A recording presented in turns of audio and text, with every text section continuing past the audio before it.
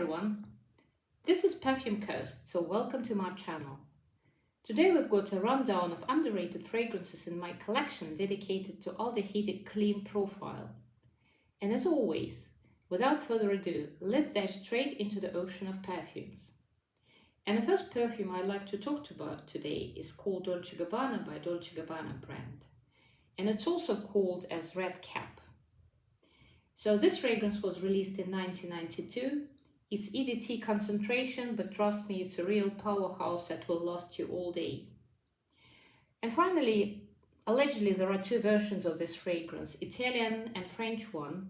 And I'm pleased to say that I seem to be having an Italian version, which allegedly is more closer to the original release.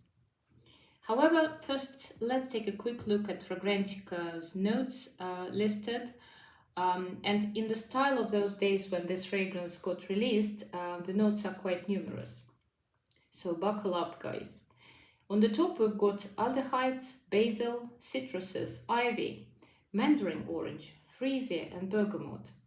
In the middle there's carnation, marigold, coriander, orange blossom, lily, jasmine, Bulgarian rose and lily of the valley. And finally in the base there's sandalwood, vanilla, musk and tonka bean. So this fragrance is a true aldehyde that starts with a blast of aldehydes, but here is the thing. Whilst being very strong, the aldehydes here are clean and cold. And so they remain across the whole lifetime of this beautiful fragrance, which literally is the whole day wear without necessity to touch up. Compared to Chanel No. 5, for example, where aldehydes are getting warmer because of yellow florals presence, which makes Chanel No. 5 to my nose quite animalic. Here aldehydes are clean, crisp and almost white color associated. Instead of white florals, there's an overdose of marigold, which I can clearly detect. And for this very reason, aldehydes here are quite unique without, your usual yellow floral suspects that normally tend to make aldehydic fragrances very heady and old-fashioned. Now, the only slightly vintagey quality here is perhaps association with clean, crisp laundry that's topped up with this starch, which used to be part of laundry process in the past. So association with clean starch is probably because of the powderiness that aldehydes are delivering here. It's very unisex, despite being marketed to women. It's all year-round scent and quite versatile in terms of occasion, except for please be careful wearing it in the summer heat, just because whilst being non-conventional aldehydes, this is still an aldehydic perfume, which may be a real powerhouse. Well, next up is yet another underrated gem in my collection, which is called Toy 2. It's yellow bottle by the brand Moschino. And as always, let's take a quick look at the notes that Fragrantica is listing here. So what we've got on the top is apple, mandarin orange, magnolia. In the middle there's white currant, peony, jasmine.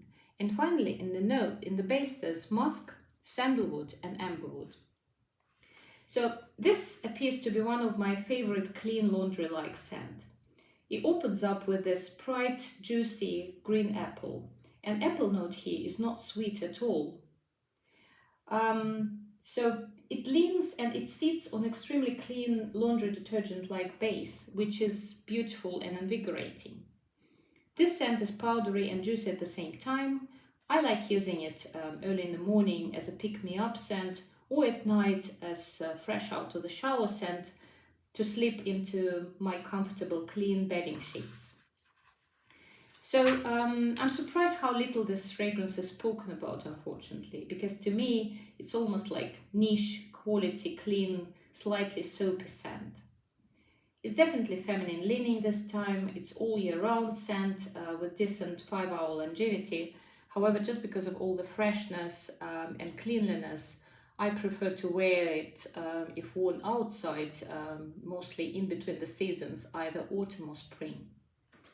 And finally, to wrap this video up, we've got the niche release, and it's by the house Parfumeur, and the fragrance is called Chant de Camargue.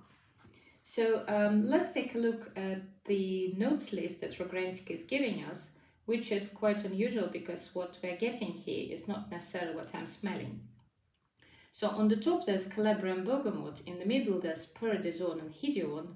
These are chemical replicas of white florals. There's white rice in the middle, and also there is sandalwood in the base. So although there are no aldehydes listed among the notes, as you can tell, I distinctly detect aldehydes in the opening. Overall, it's very bright, champagne-y opening. Aldehydic touch here is softened by the note of rice though. And that note comes across as almost gourmandy, but it's precisely the aldehydes, in my view, that keep this note in the perfumy territory without entering full-on the gourmand space. So as the scent sits, aldehydes note moves to the background, offering the slightly sweetened floral rice accord. And in the deep dry down, sandalwood amplifies softness and creaminess of rice note, and aldehydes are sort of diminished here to the point of just keeping the scent fresh and clean. So it's also worthwhile mentioning it's 100% unisex fragrance. It may be worn both in cooler and warmer season, but except for summer heat, perhaps, as the case with many aldehydic fragrances, because these may be quite overpowering. But because of this sweetish rice accord, it's more of a spring-autumn bet in my opinion. But that's it, guys. This wraps up the video. If you liked it, please press the like button. Please subscribe to the channel. Please provide your comments if you will. Thank you very much for watching, and I hope to see you in the next one. Bye bye.